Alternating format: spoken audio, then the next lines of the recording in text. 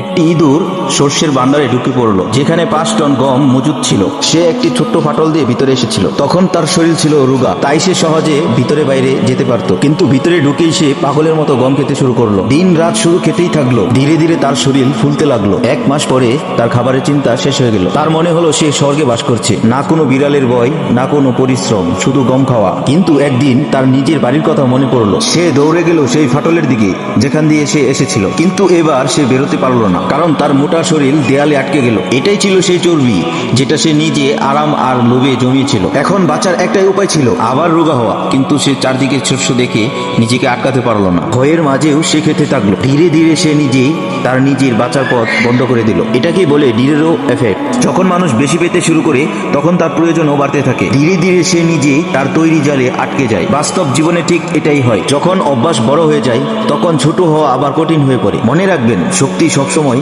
পাওয়ার মধ্যে নয়, বরং প্রয়োজন হলে ছেড়ে দেওয়ার মধ্যে। এমন সুন্দর সুন্দর ভিডিও পেতে জাকির ভাই পেজটি ফলো করো এবং ভিডিওটা ভালো লাগলে তুমি শেয়ার করে দাও।